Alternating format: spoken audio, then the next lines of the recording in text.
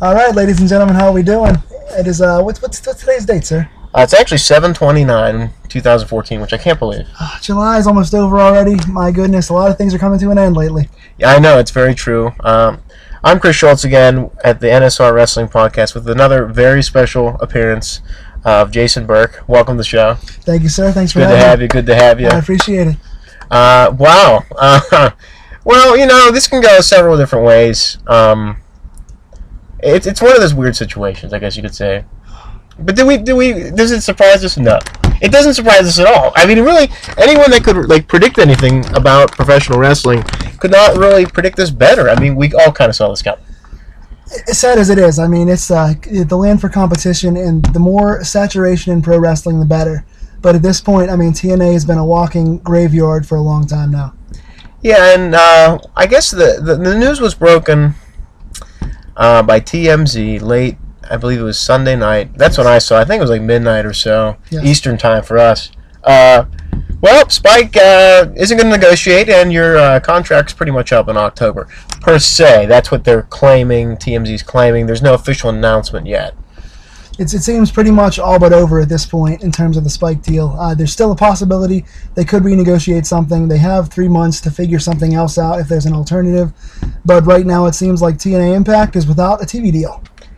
And this could be like a great idea. I mean, see, I have a couple of different feelings. I feel like someone should buy the company. And they need to get Dixie Carter out of there as soon as possible. That's number one. Agreed. I feel number two, this will be a great opportunity to reevaluate the whole staff, talent, etc., and do a big reboot.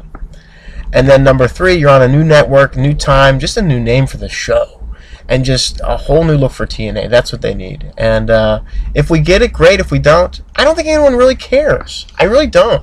I think part of the problem right now is that one of the most talked about names as far as buyers for TNA is Spike TV itself, which we've seen with TNN and ECW already, what kind of control a network can take over a company, how bad that result can be. So I think if Spike TV is the one to buy TNA, I think we're in even worse shape right now than TNA currently is. And it's a shame because those New York tapings turned out supposedly pretty good, and we're going to find out in the next month. But it seems like TNA is finally taking a few positive steps, and now 2 steps forward and one big Vince Russo backward, it looks like. I know, and this is always the problem, though, and I think mainly just because who's in charge. You can see the cracks just getting bigger and bigger and bigger, and look, now we got water coming into the ship. And it couldn't come at a worse time because Bound for Glory is in October. It's like canceling USA Network for WrestleMania. I mean, right. It's really bad timing, and it's just almost sad. It makes the company look so bad and cheesy that it's just so hard to get your credibility back. It really is. Right. I mean, 2 things that I think need to be said off the top of the air just to get these things out there. I've seen a lot of crap on Twitter and a lot of things going around social media that make wrestling fans look bad, so I've got to speak up on 2 fronts.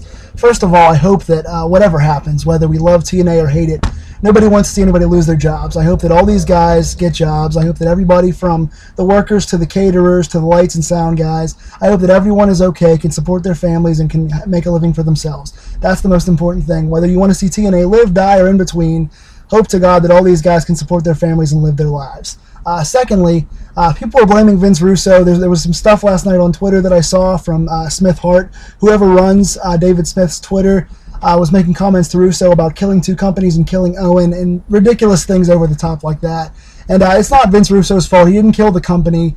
I don't know whether him being there had an impact on the Spike thing going, but TNA was long gone, long before Vince Russo got there. It's not any one person's fault. It's Dixie, and it trickles down all the way through. And I mean, that's the problem too. And then rumor has it that Jarrett was going to buy the company, but one of the clauses was she had to be on television. I don't know. I mean, who knows if that's really true or not. If it is, it's kind of weird. I mean, really, a grown woman, do you need to be on TV when you have no acting skills or credibility in wrestling whatsoever? But hey, I don't think that was really the deciding factor. But if that's going to be one of her MOs to get this thing going, then you're not going to get any buyer because no one wants you on the TV show. And what's so ironic about that is that I believe, spoiler alert for those that actually still watch TNA, for the 0.8 of you that still watch it out there, for the 25 fans TNA still has, Dixie Carter is being written off this week. This is the week she's going away for good, and this is the week that Spike has canceled TNA, so the irony is abounding us for sure. But I think that the fact that she wants to be on TV is a poor woman, Stephanie McMahon. She can't do it. I mean, the whole boss running the company thing was good because you had good guys in control of it. You had a good protagonist, and you had people like Vince and Stephanie that can actually act. They were actually making an impact, where Dixie Carter has no acting skills, no knowledge of the wrestling business, no how to write. She surrounds herself with people that don't tell her any better, and the ones that actually speak up, like AJ Styles, are gone. So yeah, and you can just see, how much the company's changed within a year or so. They lost Hogan, Sting, AJ, other guys, and you can just see it crumble. And I'm really against the authority figures anymore. Wrestling doesn't need them. Like, I used to watch like WCW Saturday Night in its prime. I mean, in the 80s and when they were kind of slacking in the 90s, but there was never mention of an authority figure. There might have been an address by Bill Watts or something explaining a television championship situation or whatever, but nothing where it was like, oh, I'm running the company and people are sick of that. I mean, this isn't 1999 anymore. I mean, we need to evolve and become something different on how we do wrestling shows. You just put wrestling on and it'll sell itself with characters. It's a very basic idea, but for some reason TNA has to putz with useless storylines and characters that no one really cares about. But I guess in their mind they feel like they're striking gold. But the New York tapings were good, but I think the problem is we keep going back to those old stars that we don't need anymore, Yeah. But I mean, thankfully that there's still some lightning in a bottle for some of those guys. I mean, Jeff Hardy's been killing himself trying to get himself over with that company, and he's over. He gets a pretty good reaction. He's having some pretty good matches. Bully Ray has worked his butt off trying to shave that weight down and create a new persona for himself. And some of those guys can still be reinvented and can still be worth some money. It's just the way TNA presents them. Take a look, for example, at Sting. Sting was in TNA for how long? Nobody cared. Mm-hmm. Nobody could care less what he did, who he fought, what was going on. People thought he was a joke. The second he comes out, and now he's on a video game commercial for WWE on Raw 2 Mondays ago, he's getting worldwide trending on Twitter. Everyone wants to know what Sting's doing next because WWE can present you in a way that TNA can't. That big lights, the big stage, the big opponents, the packages, the production, everything Vince does is just better than TNA. Same with Hogan. Hogan was around for all that time. Nobody tuned in. Nothing got better. Nothing got improved. The second he went back to WWE when he did the WrestleMania hosting, millions of fans all over the world, Hogan's back. They thought he was dead for a couple of years. Nobody watches or cares about what TNA does because they do it so poorly. Well, when it goes back to promotion, and Matt Morgan talked about this online, where like Spike would never promote them. They would never have enough commercials or anything. And it's so true. When they come for live events, the only way you're going to know about a live event is actually watching the program or going online or word of mouth. There's never a television ad at your local market. There's no radio ads. There's never a poster, a flyer, anything in the newspaper, something on local television for the news or like a local show that promote TNA. They never do it. So you never have any idea when TNA is coming. And people really don't care because there's nothing that's sparked their interest. I mean, they faded out so bad and their marketing team's horrendous that no one really cares. I mean, not everyone goes online all the time. So, like, the average fan, you got to reach them different ways, and they don't do that. And my biggest pet peeve, I've said this on a few podcasts, they don't come to Pittsburgh. They're always out somewhere an hour away, like Washington, PA, Ross Draver. None of these places are close to Pittsburgh itself. They're all an hour out. So if you're coming, don't say you're coming to Pittsburgh, PA.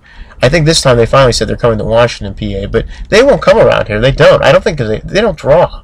Yeah, and I think part of the problem, too, is I keep seeing these photos leaked online with TNA doing these baseball stadiums where there's like 40 people in the audience. If you can't sell these stadiums out, don't book these stadiums. Or at least taper off the seats or do something to make yourself look big league. When you're trying to rent out these big baseball stadiums and you've got 20 people on the hard camera side, it makes you look bush league. You look like you're a small indie that has no family members or friends there at the event. It just looks silly. I mean, there's no reason to book yourself at a venue you can't fill. Now they're doing a smart thing with the New York building, the building that Raw used to run in its opening.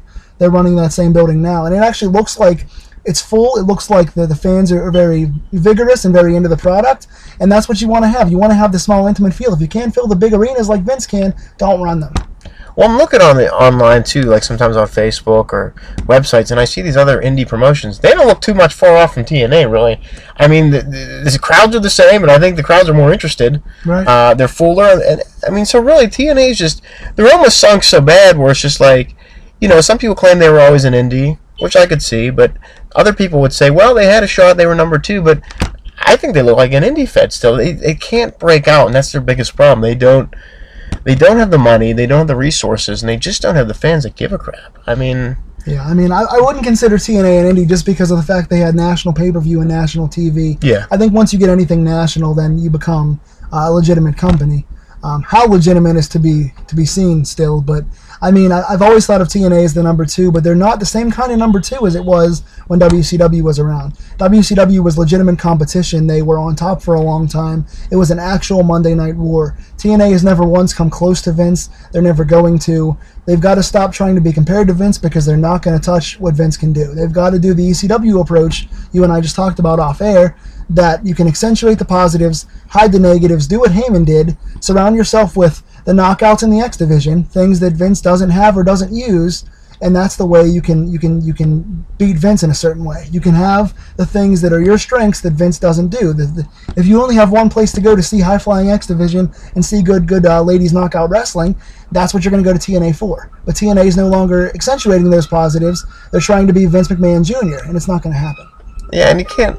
That seems to be like their common goal, is to just put your man out of business, blah, blah, blah, instead of focusing on your product. But I'm not behind the scenes. I don't know what really goes on, but, geez, I mean, from what we've seen so far, it doesn't look like it's anything that a lot of smart people just couldn't handle themselves. A common-sense business person could probably turn this around after a while if they made the right deals and brokered things and looked really into a company, but, I mean, or into the company, but...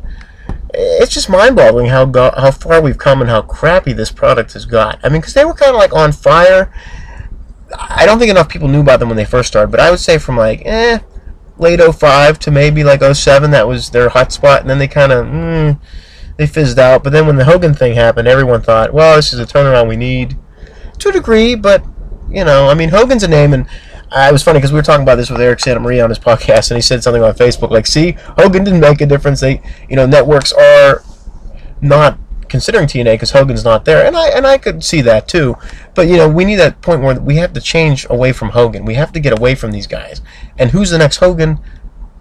There's not going to be one. And that's the thing. So you can't depend on a 70-year-old man to get your show going. That's like saying, well, we need Lou Thesz in 1988 to promote NWA. Right. No, you don't. So, like, my theory is, shame on you for not making the stars during the time you had to really make your company worth something. And, you know, you can't depend on ex-WWE talent. I say it all the time. I'll say it again. I'll say it 100 times. Stop bringing these guys in. But it just seems like this is their holy grail. As soon as someone gets released, they want to bring them in. I'm like, I heard Tajiri's coming. He's a great work or whatever, but I don't care. I've seen Tajiri enough in my life where I don't need to see him again.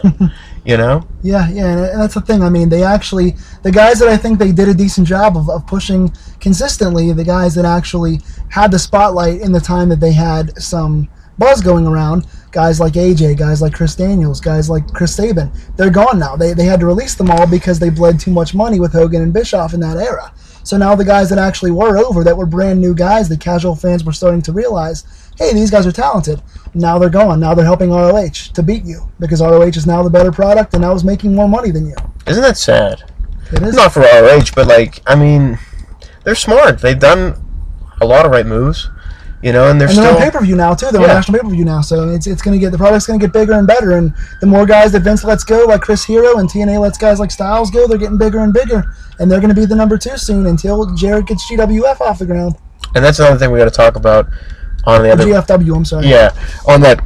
I know we're going to do like a draft, our own draft for another podcast coming up, but like D.H. Smith, the Pope, and Lance Wade already signed 3 guys. I don't mind D.H. Smith. That's news to me. Yeah, I just saw it was on their site. D.H. Smith is great. The other 2 I could care less. Don't want to see him. Seen him enough. So it's like, well, we're going back to the same theory. But see, Jarrett's got that momentum too, where he's got, you know, Scott D'Amore and the Doug Williams and all these guys that are, like, you know, can help you with like international leverage. New Japan now. Mm-hmm. I mean, he's going to take it all. He can do enough to get it going. But see, the TNA, they don't have those resources anymore. So as far as I know, Jeff Jarrett also has a background with Spike. They know him, and they want wrestling on their channel. And if they don't want TNA, which it seems like they don't, the door's open for a new company to come along now and scoop this TV deal up. And I got a feeling we're going to be seeing GFW in the spot that TNA was in. That's going to be around the corner. Do they still want wrestling now? Okay. As far as I know, they do. I mean, I don't know. I'm not an executive at Spike TV, but I've heard that Spike feels synonymous with wrestling, and they want that in the product. So I just don't know why they didn't promote it enough. Like, were they just? I don't know. I don't know what the holdup was there. I mean, it seems like for a long time it's the same thing with TNN back in 2000 with ECW. Yeah. I mean, it's a matter of using wrestling to get something else over. Like TNA or Spike is now using TNA to get Bellator over. Now they're trying to push toward the mixed martial arts phase. So I don't know whether Jarrett would fall in the same pratfalls as that. But I know that he has a lot of connections. He's got the thing with England now. He's got the deal with New Japan. He's doing co-promotion shows with ROH pretty soon. He's going to have all the major indies and all the major cities locked up under these co-promotion deals. And he's the best talent in the world is going to be at his disposal now. He's going to have a chance to really break free and get some new stuff going. And personally, I've always been a fan of Lance Hoyt. I mean, hearing that he signed is cool. I thought that he was kind of like the poor man's Test, I guess. Yeah, that was the biggest complaint. At the same time, though, I think that he was super athletic. I think that he put on some really good matches. His stuff, even with Abyss, like Abyss is not one that I would consider a great worker, but when they were in there, they had some really good chemistry going. He had some good tag team stuff with Kid Cash back in the day, back in the Nashville Fairgrounds days. D.H. Smith was always criminally underrated. I think he's very much like Davey. Yeah, he's good. And the Pope, too. The Pope, at one time, he was one of the very few guys that Hogan actually wanted to push and kind of was doing a decent job with before he kind of got injured and fell off. Yeah, that was the problem. That blew the whole... His injury at lockdown, whatever happened, blew his chances. He never really recovered from that. But my problem is, too, is Jarrett going to make the same mistakes on not knowing how to promote the talent? Because they had all these hard workers in 05, 06, all this talent, but it just wasn't marketed correctly. Yes. It was always Bush League and second best, if that. And, do wrestling fans want to invest again another 10 years of watching another product? It's so hard because it shows you how much Vince McMahon has ruined the product of professional wrestling by just conquering everyone and leaving nothing left. I mean, look at this. This is what we're left with. We're left with indies that no one knows about because no one can get them on television across the United States, and we're left with Ring of Honor and a few other places. I mean, it's just. Well, that's what makes Vince a genius because we're left with Vince. He conquered all the other talents, and he's the one that's left standing. So apparently, he's doing something right. He is. I think the NWA is the hidden gem that no one really realizes about. I think it's extremely disorganized, and the promotion's horrendous. But that could be like the saving grace of legitimacy. Because if you bring the NWA back, and say you sign like a Dusty Rhodes, whatever, to help promote it, the Von Erichs, you start the territories back up. I think that could spark interest again. But it's going to be hard, and it's a long haul. I just don't know in 2014 if territories are the way to go. I think you have some version of territories with the indies. You do, and I think I can... Wrestling from Hollywood, I'm definitely interested in. I don't watch it as much, but I'd love to see more. That's a place I'd invest in. So that's one right off the bat. And I'm sure if more got interested, they would do it if there was, because you beat Vince with wrestling. That's all you really have to do. Smart marketing in wrestling, because he doesn't provide either, really. I mean, he's good with smart marketing, but the wrestling's not there. It's getting better. It's getting better. I don't think it's your cup of tea, like we talked about, but I think the wrestling is improving with Ambrose and Rollins and Cesaro and Reigns, and you have a lot of guys that are busting their butt. Last night, Cesaro and John Cena had a hell of a match. Yeah. So I'll put those guys over, and Jericho and Rollins as well. But yeah, I think that wrestling is the key. I think the X Division and the innovation and seeing guys go out there for 25 minutes and put a show on is what put TNA on the map in the first place. My thing is, Jarrett's got to get somebody to run this company. So who's he going to go to? Somebody he's always known, right? Mm-hmm. That's probably Vince Russo, and that's the Black Box. We're back into the same stuff again. I have some, I think Vince Russo brings some good things to the table, but I think there's too many negatives to get past that. Exactly. Dutch Mantell was your diamond in the rough that they did not use correctly. He was booking that Knockouts division, which was awesome at the time. Mm-hmm. Jim Cornette I thought was good, but I don't know. I hear bad things, too, what he did with ROH. I don't know. I didn't watch it enough to really pay any attention, but some people didn't seem to be too happy, but you can't please everybody. But if you have enough good wrestling minds in there, I think that you can really do something special. You can make it happen, but you just... and money's a thing too. Yeah. Money is your key factor. I think we have to find a new writer. I think that all the known writers, all the best ones that have been there, have either burned the bridges or they've gotten something else going on. Paul Heyman's with Vince now. That's going to be a full-time thing. Dutch Mantell is Zeb Coulter. Mm-hmm. Dusty Rhodes is with Vince. I mean, all the old. Then you have Russo and Bischoff who have exhausted their bridges and cost a lot of companies a lot of money. Mm-hmm. So who is there left out of the big names that is going to come around and be a saving grace? You're going to have to get a new guy. whether it be a retired wrestler, super fan, somebody that comes in with the intelligent mind to know how to book this stuff, because otherwise it's going to be TNA in 6 months. Yeah, and you don't want that either. Back to TNA with, I was thinking about, they were talking about the meeting where, like, I read that Dixie Carter sent an email to all the staff and the wrestlers that, we're still in negotiations, those are just rumors. But hey, I don't know. I mean, that's pretty bad if you're flat out lying to your wrestlers. Just be honest. Hey, guys, we're in a rough spot right now. But I mean, I'm sure she's trying to keep positive, because the whole thing's imploding, because you got Muda in that G1 or whatever. They're ready to go with Bound for Glory, and now. But I've also heard that, see, here's the route I want to talk about too. There's options. You don't have to just close. People are saying we'll have the product in England. That's a failure right there. If you got to go to England, you failed the American public. I mean, that's great, but it's just saying that we're not interested. So to me, England's not an option. It's just a desperate last attempt. I think just online on your website. People say streaming, too much money, the Pan Energy won't invest. I'm like, yes, they will. If they can almost guarantee them something down the line, they'll put it on. I think they could just, air it on whatever, because they're no worse than they were before. So, I mean, no one cares anyway. You could still do that. I think just doing it online for a while until you get that television slot. Yeah, here's my only issue with the online thing, is that it's so hard as it is to try and build an audience, to try and get from your point 8 to your to maybe a 2.0. You have to get more of an audience to tune in. You've got to build something to have your company have legs to stand on. And no casual fan in the world is going to go to TNA's website to watch the show. If they aren't watching on Spike, they're not going to go to your website and stream your product. You have to be on TV so you can have the casual fan flip by and happen to see it. I mean, the reason I think TNA is pretty much in dire straits unless Spike works something out. If you look back at the history of things, WCW, when Turner sold the company, that was the end of them. I'm not sure if you can hear now because of the train, but you have. I'll turn up the thing. I'm sorry, you have WCW going on with.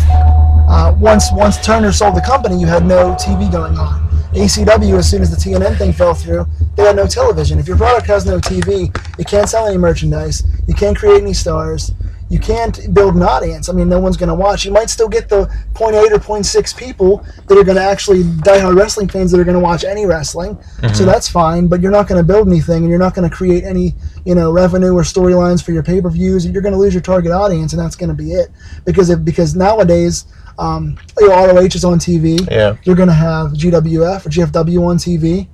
You're going to have, I think AMC bought Revolution Pro, the company with Raven was writing for and Billy Corgan was running. They're doing some sort of behind-the-scenes reality wrestling show in September as well. So you have 3 companies now on TV. No one's going to care about TNA. They're going to be a distant 7th or 8th at this point. Isn't that sad, though? And how do we get to this point? Well, it's bad booking, it's bad promotion, bad writing, bad business decisions.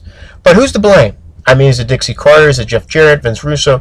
I think a combination of everybody's to blame, really. And Spike, shame on you.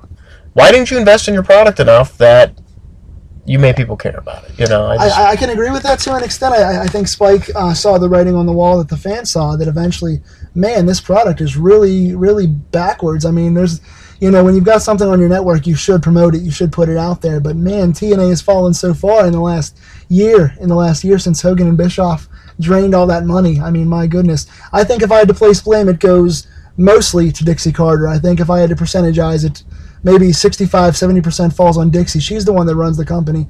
She is the top banana in that company, and she has to do a better job of finding a team, finding people she wants to push. Stick with people. Don't be erratic. Don't change characters every 7 days. Don't, I mean, for example, the Bound for Glory thing. I mean, they're running in Japan. Okay, that looks cool. It sounds cool. You've got Muda. You have other companies going to be doing some cross-promotion. That's good for business, fine. But they're doing it on the same night that New Japan has a show. First of all, so the company's going to run the show at like 10 or 11 o'clock at night to start with. And then it's going to be on tape delay for the pay-per-view audience. So you're going to have spoilers and no one's going to watch, or those that do watch are going to have it on delay. So it's not going to be a live show. It's not going to have that feel. So your biggest show of the year is running second fiddle to a New Japan show, and it's running on a tape delay. So there's really nothing positive to that when it comes to your audience. That's why. How do you reward your fans that are tuning in to watch? Yeah, I'm probably not going to watch it. Probably be the first time in a while. It's so bad. And people were complaining, the Bound for Glory series isn't on. I don't care. I thought that sucked. It was stupid. It was some ridiculous round-robin tournament that no one could follow because it was all over the U.S. and not filmed and all this blah, blah, blah, blah. Too many exhausted storylines that you could create from those get exhausted because they're having these matches over and over again. It's like that Starrcade '89, except with like just too many guys, and it's just stupid. It doesn't give you enough time to build a good storyline and a good feud, and that was my biggest problem with it. Because my biggest pet peeve was James Storm was on a roll. I guess that was 2012 or whatever, against Robert Roode, and they had their great steel cage match at Lockdown. It was fun. James Storm loses, okay. He comes back in June for Slammiversary, and I'm thinking they're going to build this for Bound for Glory. These two are going to have that big rematch. The whole summer's for James Storm to win that Bound for Glory series and go after Robert Roode. And what do? They crap on the fans and don't do that. Like always, Austin Aries wins the title of that goofy X Division floop thing, and then Jeff Hardy somehow, whatever, gets the belt from Roode, and here we go, Bound for Glory, or the belt was up, or whatever the hell it was. It's just floppy, flim-flam booking, and that's the problem with that company. Right. I would have bought the ticket just to see those two guys get that rematch, because it was a story and a feud I could believe in. And they had some really good matches. They did. Had some hardcore. They had good story behind it. They had a lot of intensity. You could tell the chemistry was there. You had the whole history of Beer Money being there together and not together. It was really good storytelling out of those two for a long time. Yeah. And it was. I mean, it's as much as I'm never going to complain about Aries getting the belt, but I mean, yeah, just so inconsistent, so back and forth, and you never know who's being pushed month to month, and that's part of the problem. Is I don't think Dixie knows who her guys are. I don't think she knows who she wants to go with. That's why Morgan was pushed so long and de-pushed, and then you had Sabin and Eric Young and Abyss, and every other week it's somebody else that's going to hold the belt for 2 months. Right now it's Lashley. We'll see how long that goes. They're booking Lashley pretty well right now, but how long is that going to last? Well, the problem too is she doesn't know professional wrestling. She's not a professional wrestling writer, and she's just not. She doesn't know. I mean, it's so bad. And quit bringing in ex-WWE guys. God knows if they're actually doing the legit thing or not either. So I mean, to me, it's just any old-time promoter would just be turning in their grave like, what the hell is going on? Like. Yeah. All those guys, it's amazing how far we've gone in the crapper. It's so bad. And it's just such a basic principle. There's two guys, they're feuding. Why am I interested? You got to tell a story that gets you emotionally involved and attached to believe this guy wants to wrestle this guy for whatever reason, and you're going to buy that ticket to go see them. It's a very basic principle that they don't keep up with. And then now they brought this guy Braum. He's Magnus's partner, and who cares? I don't even think I've seen the guy wrestle. I mean, there's so many guys on the roster that I couldn't even point him out in a lineup. I couldn't pick Bram out from five guys at the airport. I have no idea. He looks like James Storm, but bigger. My thing was, instead of bringing Bram in as this motivator for Magnus to do nothing because he's not really doing much, have him lay out Magnus and just stare at him. That's all you need to do. Then cut it. The next week he'll do something else. And then you build the storyline up. But don't have them wrestle right away. That's another problem. They want to jump the gun. Oh, we're having a match on Impact. We're going to go after each other after 2 weeks of, staring at each other, whatever. But I actually told my buddy this. I said, this was back in 2009. I said, what TNA needs to do is bring someone in on a pay-per-view towards the end and just have them point to the ring. Whoever's in the ring, just point at them and then cut the show. What do? They bring in Bobby Lashley in 2009. He does the exact same thing at Lockdown and points at everybody in that cage.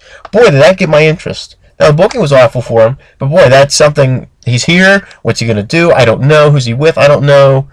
Wow. I mean, you got to do statements like that where you bring someone in, and it's just, I don't think I've even seen a vignette for anyone. I couldn't even tell you when the last one I saw was. Like a vignette for a wrestler coming to TNA.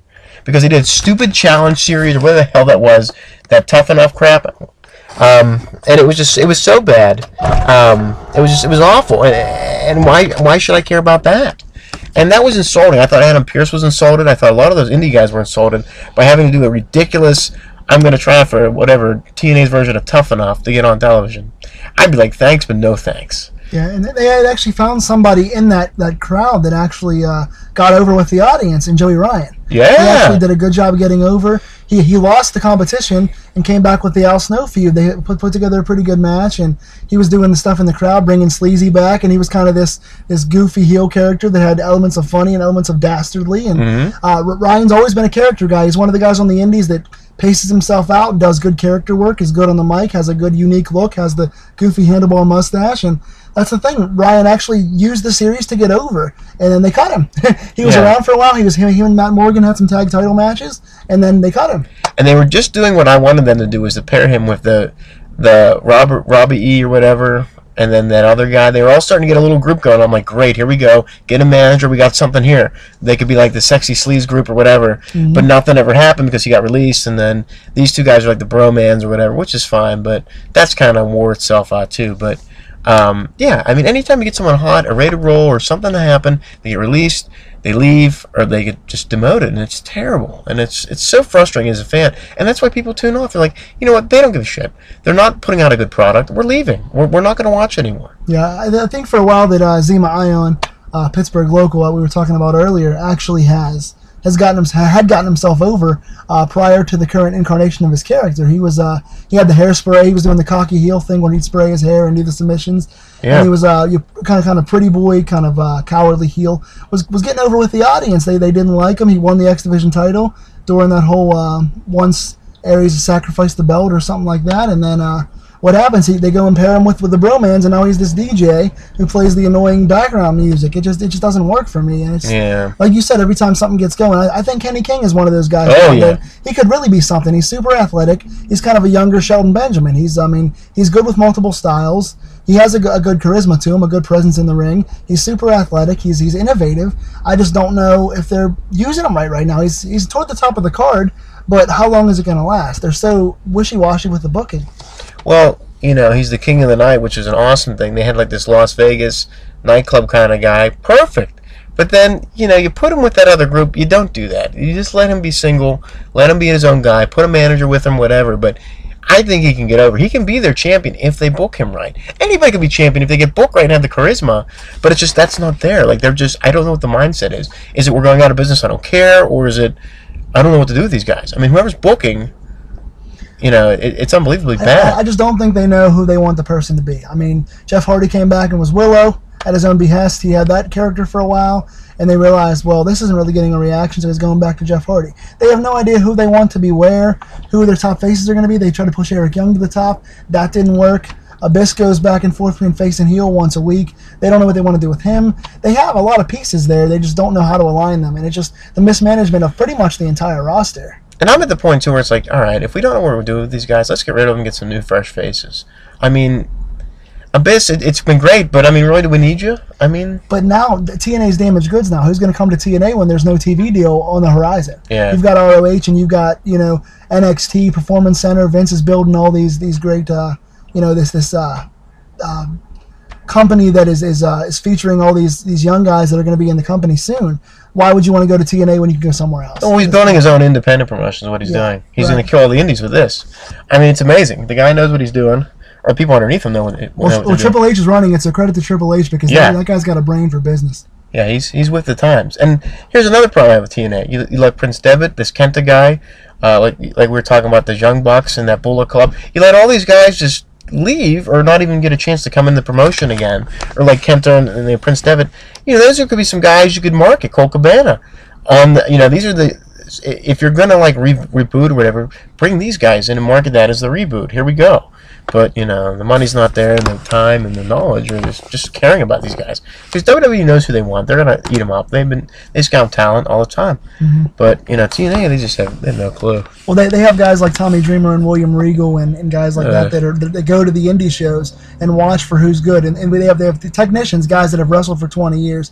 They can tell you who the good guys are and have connections with those guys. Kevin Steen's on his way in, too. Yeah. And, you know, you're taking one of the best wrestlers in the history of the business in Kenta. You're bringing in Prince Devitt, who's been a criminally underrated guy from Japan for years. And now you're bringing in the best from ROH and PWG and Kevin Steen. You've got quite a future in NXT. You have Sami Callihan's already in there. Samurai Del Sol's already in there. You have Sterling James Keenan's in there right now. That's awesome. El Generico's in there. You have so many guys that can work their butts off. They're going to be on Raw for the next 15 years. They're stacking themselves up right now where TNA is going backwards. Yeah, let's bring in, and it just shows you the lack of knowledge of the future evolving. They're not evolving. Well, let's bring back the Dudleys and whatever the fans want. You got to think above the fans and say, well, who's going to get me going here for another 5 or 10 years? Who I can build, who I can work with.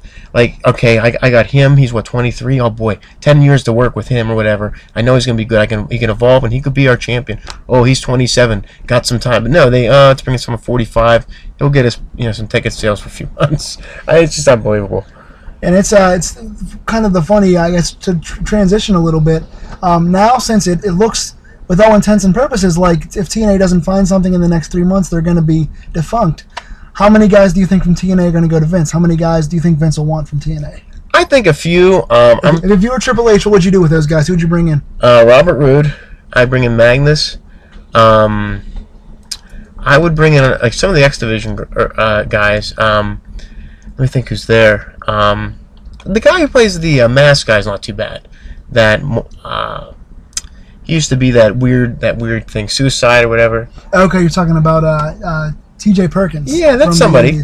Manic now, right? Yeah, Manic. There's not a lot of X Division guys left. I would also bring in. Well, they didn't want the American Wolves, but I would bring them in. Well, I don't know if they'll come in now because they were in NXT for a week and they went and signed with TNA. So I think Vince holds grudges against guys like that. Well, I heard that they didn't want them anyway. That's why they left. I don't know. They called Dave. Apparently, the story is this: they called Davey and they said, "We want to sign you guys, but if we do sign you, you're going to be in NXT for the next year and a half, and we think you're too good to waste time in NXT. So why don't you go to TNA?" They actually told them, we're not going to bring you in for a long time. We want to sign you, but we're going to keep you on the down low. So why don't you just go to TNA? Makes sense. So they actually did the charitable thing to them and let them go work somewhere else. But That's now nice. It hasn't worked out for them because Davey burned his bridges in ROH, and now TNA is going to be going under, it looks like. So he's running low on places to go at this point. I bring in Kenny King and Samuel Shaw. I like him.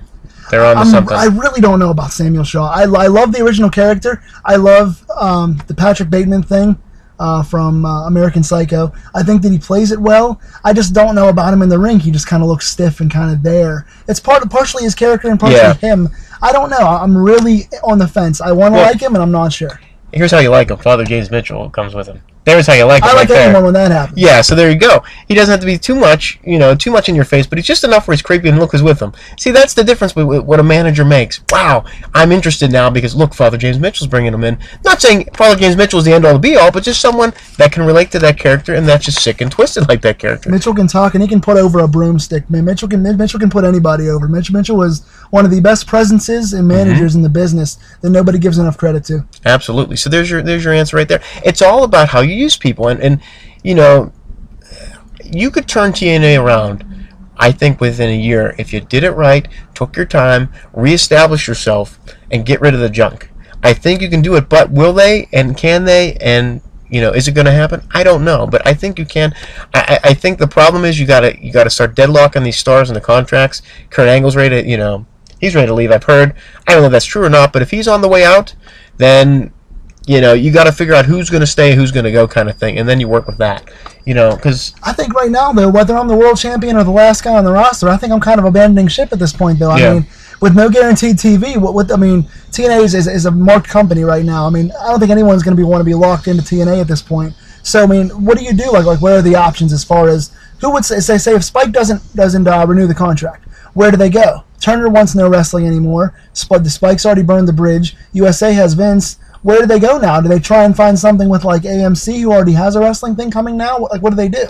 Well, I think I've heard FX, that WGN. I don't know why they got rid of Vince's group. There's also let me think who else is around. Like like you said, TNT, TBS, like a VH1 or something like that. It just depends. But I don't know if that's one of them's related to USA. I don't know if it's VH1 or it's one of those, but maybe even MTV. I don't know. Something like that. You can get somewhere. Fox Sports 1 maybe? I don't know. I think someone will take them, but they got to revamp their product a little bit. And I think they need to really sit down and look at, like, who do we got? Who's going to be our future? Who needs to go? Well, once again, the amount of time they have is just not very fervent. There's not much left. I mean, it's the situation they're in right now is they have one more set of tapings in August. They're taping from August through the end of September. And that's the last set of tapings they have before their TV deal was up with Spike. And that's going to take us through the next 2 months. So they've got to nail these tapings, and they have to figure it out real quick if they're going to pick something up. Well, if they go out strong, then they have a decent, point. Like Eric Santa Maria said, they don't have Hogan anymore. That name, that face to promote to different networks, so it's going to be tough. Sting's gone, too. Jarrett's gone. Like, I don't think he was really anyone that they would, promote, but he's not like that status of Sting and Hogan, but he's up there. I mean, guys with names are gone. So, here's what I always say back again. Why didn't you develop the other guys? You had the Styles, the Daniels, whatever. No matter what happens, you can always develop talent and make them huge superstars. But if you didn't, then you're the only one to blame. Well, that's where they are now. Is there's no one left over. I mean, the guys they did make are no longer there. These trains are killing us here. We're outside, ladies and gentlemen. We're gonna put the windows up a second. There we go. All right.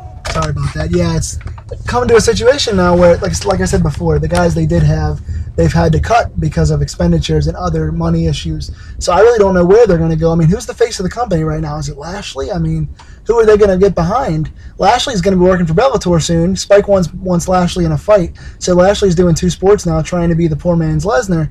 So what if he gets hurt? He's not the guy. What are you going to do? Where do you go? Is it Austin Aries? Is it Rude? Is it Bully Ray? Who do you have that's going to bring in that money, that's going to make the investors say, we want these guys on our network? Well, what could happen, too, is Vince offers everybody money, too, and they all leave. Like, say TNA goes off. I don't know how the contracts are, but if Angle leaves, Dudley leaves, he gets the opportunity. Lashley goes to M&A or back to WWE. You're losing all your products, so what do you left to market? It goes back to that old XWF where they lost all their guys. Hennig, they lost Mean Gene, they lost Hogan, they lost Piper. They all went back to WWE at the time, and they couldn't shop their product around because half the roster was gone. So, it's going to be tough. But, if there's someone that's brokering a deal for them, then it might not be so bad. They might get a network. I think they could. I really do. I think wrestling's marketable. I think people like wrestling still. I think they'll get on a television network. It just depends who they're going to get on with. But if you're on TV, you're on TV, and, you got to repair the wounds, and it's going to take some time. You might lose some people. But if you get the TV deal, then I don't think there's anything to worry about. I really don't. I mean, yeah, if they can find a way to get TV, if Spike can renew or they can find somewhere else to go, they're going to be okay. They're going to hemorrhage money for a while. They're going to bleed out for a while, but they'll be okay in the long term. I don't see it happening. I'm playing devil's advocate here. No, that's fine. I'll be the other side of the fence. I don't think they're going to get something. I think if they their best shot was Spike, and I think if it's not signed by now, it's not going to be signed. So I think they have one more set of tapings, and if they don't knock it out of the park, they're completely finished. And if that's the case, then I think Aries and Joe are going back to ROH. I think Rude is eventually going to sign with Vince. I think, who else is in there? I think Dudley, Bubba Dudley, and Jeff Hardy and Kurt Angle are all going back to Vince on Legends deals and doing part-time stuff with them. I think those guys have already got jobs sealed up because of their pasts. The other guys, hopefully they can find work in Japan. I kind of think it's scurry and run for your life now. I kind of think it's like WCW 2000 where you know it's going down, you just don't know when. And so all the guys are kind of looking for other work. I know that a couple of TNA's camera guys and photographers already have jobs with ROH now. They signed within the last night. So as soon as the news was broken, they fled because they understand the writing is on the wall. So I feel like it's going to be a lot more of that. You're going to be seeing a lot of jumping ship in the next month or two. Was it TNA's mistake to break away from the NWA? I wouldn't say that was the mistake they made. The mistake they made was, I think, Dixie Carter, in my opinion. That too. I'm being pretty hard on her. And I've been pretty hard on her, but I think she's the one to blame. When you're the top person on the food chain and you can't get it together and you can't get a writing team that's consistent, and you're forcing yourself on TV every single week when people are clearly tired of you, and you have no marketable skills to make anybody any better or put anybody over. I don't think breaking away was a bad idea. It was unconventional at the time because they were the first company really to break away, to go to a national level without the NWA name inside TNA. But they were doing so well with the product they had on the air, and the guys they had were so young and talented, people were looking and saying, well, this is kind of counterculture. This is something different. This is the stuff we can't see on Monday and Friday nights with Raw and SmackDown. So people weren't really considering that back at the time, and now I don't think it's a mistake necessarily. Yeah, you're cutting ties with that lineage, but I don't think that is the biggest thing. I think as long as your product's okay, it doesn't matter. The reason we're looking at it now is because the product's not that good. Yeah. And that's sort of why that lingers on at this point. I think the problem, too, like, to reestablish that belt and give it some legitimacy back, TNA was the thing to do.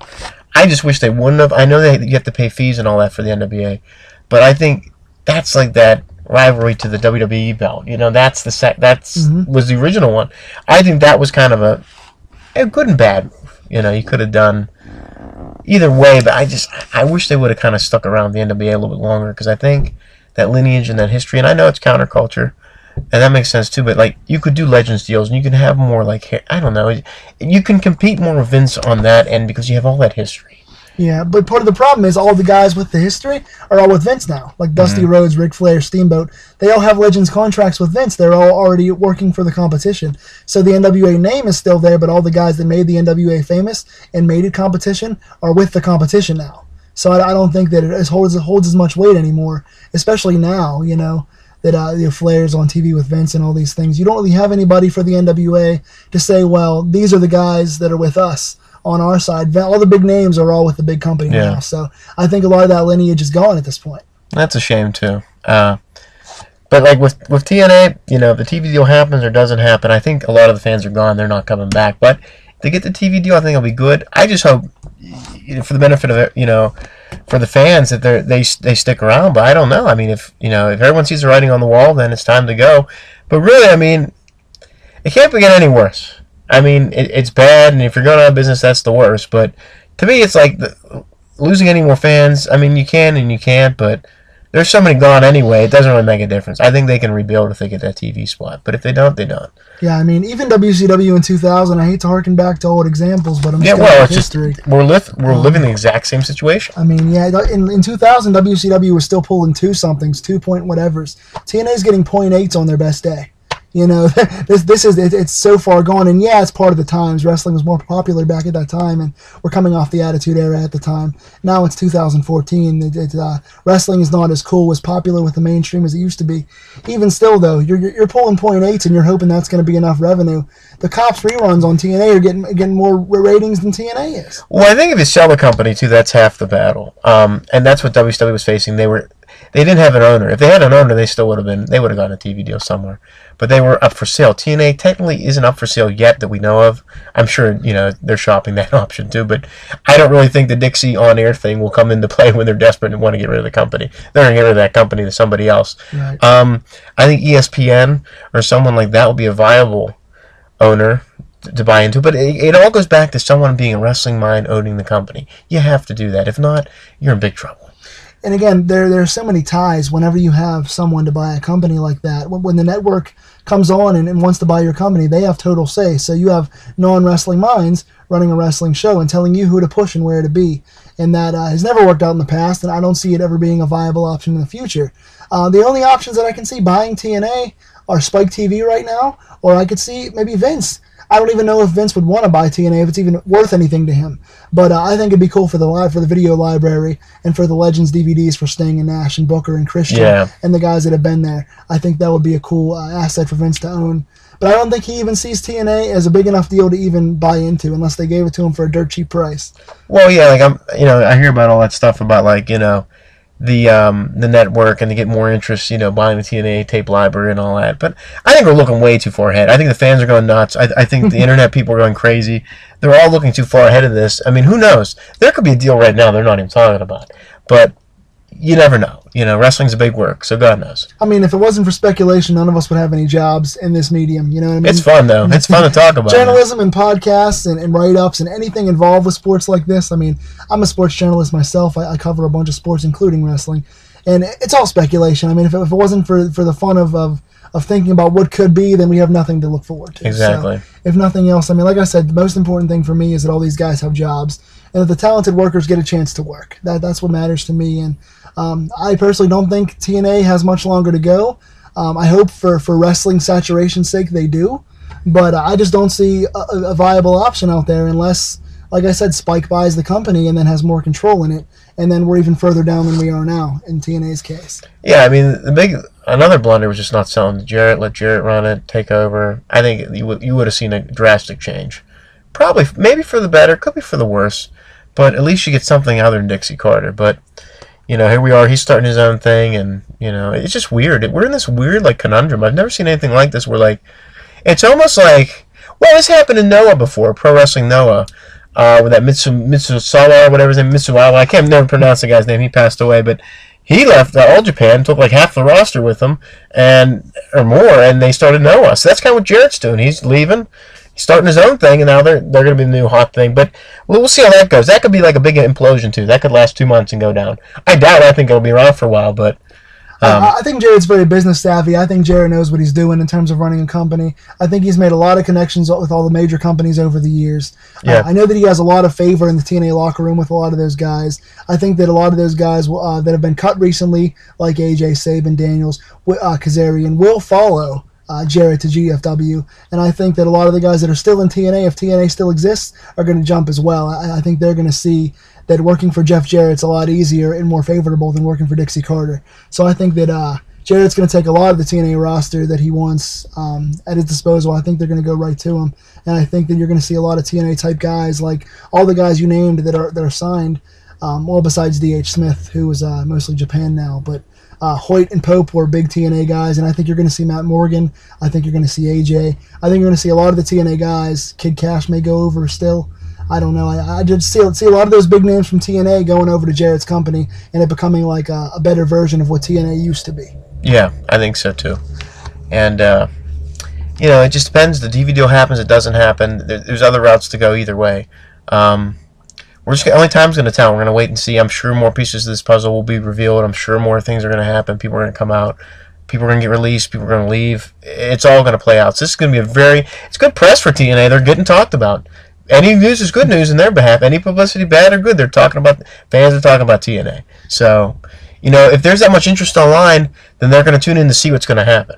Whether they go under, whether they go online to do their streaming, whatever's going to happen, I think they're going to tune in. I think there's just enough to get them by. But we're going to, with fans at least, we're going to see what happens. It's a neat, interesting time to be a wrestling fan again. Yeah, I mean, which is good. There's so much talent out there, and the good thing right now with NXT expanding and looking for more guys, and Jarrett working with New Japan and ROH and in Germany and all these places, and that coming up. You have all these new companies and companies that exist now looking to get bigger and sign new guys. So the indies are being rated, Japan's being rated. All this extreme talent's rising to the top now, and so it's a good time to be a fan because there's so many new faces out there and new guys getting breakthroughs. And all this, wrestling news about Sting being signed and Kenta coming in and Devitt coming in. And so right now, the wrestling is a hotbed for rosters right now. All these guys are getting chances to break through. So I definitely look forward to seeing, per se, if TNA does go under, I look forward to seeing who gets a chance to go back on the indies and rejoin those companies and who Vince would snatch up. I think, for example, Rude, we talk about Rude all the time, put him over. That's one of the guys that you like. I think Rude is a guy that's a young Triple H. Rude to me is a guy that has everything about him to be a major star. I think Austin Aries is kind of a poor man's CM Punk. I think Aries has a great look and great mic skills and charisma, and he can work all styles. I think Magnus is a guy that I liked until they pushed him as world champion so poorly. Yeah, that was they gave him such a bitch run as world champion.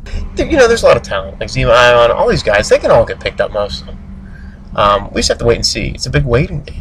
And I feel like recently with so many guys going back to ROH and back to PWG, you're going to be seeing Matt Sydal, who was Evan Bourne, back in PWG soon. Kurt Hawkins, Drew McIntyre is going back and doing Evolve and Dragon Gate now. So there's even more guys coming back onto the indies. We have Hero and AJ and those guys back. ROH and the indies are getting a plethora of talent back that established themselves for years and now are getting a chance to get back on the indies and make their presence felt again. So you're going to be seeing the indies explode and have better and better shows and get more and more revenue for that as well. So several companies are going to be coming into their own and making high-quality shows. If you haven't had a chance to watch a PWG show, by all means, please, ProWrestlingGuerrilla.com, check it out. They're phenomenal. ROH is doing wonderful things with pay-per-view right now. They've got a great weekly TV show on My Pittsburgh TV if you get a chance to check it out. There's just a wealth of such good products out there. A lot of the time when you hear these podcasts and you hear the internet in general, the tone is negative.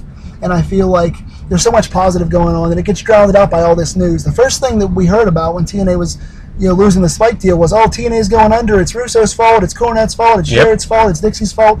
Why don't we look at the fact that this could be a lot of new guys going either, like I said, back to ROH, back to Vince, back to the indies, back to Japan, and making a lot of the other products and companies fresh around us. There's a lot of positive things happening right now. Absolutely. Well, I think we've covered mostly everything, but we'd like to talk about some things that you do. You're a successful writer, so you want to talk about some of that? Sure. Actually, I was blessed enough to do the 48-hour film project two weekends ago, where if you guys haven't heard about it, or if you guys care or are still listening to this wrestling podcast, I'm going to discuss the project. Good. they give you a topic, and they tell you have 48 hours to get your cast and crew, get your camera, get your script, and shoot a movie. And I just shot a musical was the topic we got. God bless us. And we decided to make this movie about a guy that moves next door to the devil in apartment 664, and he actually falls for a girl that winds up being the devil's daughter. And so you see this these characters unfolding this musical with some pretty wonderful songs, some very talented artists about this guy that has asked for a date with this devil's daughter, and he trades the date for his soul, basically, without knowing it, and he has to compete with the devil to try and either save his soul or become one of the devil's minions. So you have this comedic but serious love story with some music. Nice. It's very layered. There's a lot going on with it. I'm actually by rights right now. I'm not allowed to give you guys the link. I thought I was going to. I'm not able to right now. We're still finishing up with the 48-hour film project, so legally I can't give it out right now. But add me on Facebook, Jason Burke, Burke. When it goes up, I post everything. I'll put the links out there. I want you guys to check this out. I wrote the script myself, and my buddy Eric wrote this script in about 20 minutes, and I'm very proud of it. I just penned part of the sequel yesterday, so we're going to be entering that into hopefully October's 48-hour Film Fest. I just auditioned with a friend of mine for the Pittsburgh New Works Festival, where a bunch of young talented directors bring their own movies and stage show ideas to for the first time, and they have a bunch of young actors come in and kind of audition for their pieces for the first time, and I'm waiting to hear back about that. I've got several poems on my Facebook as well. If you add me, I've also got a Twitter at jburke, Jayburke. I've got a poetry book coming out, like I talked about last time. It's called Never Say Goodbye. It's coming out through Amazon.com, and I've got a compilation of poetry up on Facebook that I write about some very personal things in my life. I've gone through a lot of a very hard life in terms of physical and surgeries and a bunch of unique things. I was born with cerebral palsy, so I like to talk to the people that have what I have, that have gone through a lot in their lives, and I like to try and inspire, because I was told that I would never have anything, and I'm a two-time homeowner, a college graduate, and I've done very well for myself, and I'm very blessed. Praise be to God for everything, and I like to try and inspire those that have befallen similar fates to realize that if you pray and you believe and you work hard, that anything can be yours, because there's nothing really holding us back. The only thing holding you back is yourself. Very well said. Very well said. Thank you, sir. Well, thank you for being on the show. Always, man. I appreciate it. I'm looking forward to coming back again. Yes, we will watch either the implosion or the explosion of TNA. I think Explosion's still on the air, isn't it? I don't know. I wish it was. At least I think it is. I mean, I know they have an online show. That's another one that fell by the wayside. I used to watch every night, like Saturday nights back in 2003, to see, TNA's on. This is great. But, yeah, I have no idea. But man, Explosion's very appropriate right now for TNA. Yeah. Something's going to happen, God. But, and then our next podcast we'll have you on, we're going to talk about the Global Force Wrestling. Well, there's 3 guys already on the roster, but we're going to talk about who should they get next, what's going to happen, kind of like a draft. I encourage Jeff Jarrett to check that podcast out, because there's a lot of fans out there clamoring for certain guys, and I'm going to speak up on their behalf personally. So, Jeff, please tune in. All right, sounds good. Well, we'll see you next time. Thank you. Thank you, gentlemen, ladies.